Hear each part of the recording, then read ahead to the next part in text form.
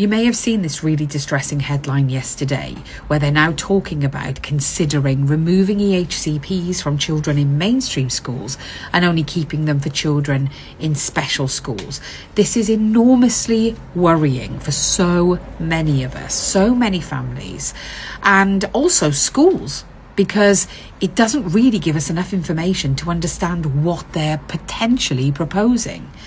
Now, asked if parents might worry, there wasn't a very nice answer that's actually satisfied our itch in terms of whether we need to panic about this. But don't fear. I've got our advocates together today and we're putting together a blog with lots of information, and hopefully it will reassure you.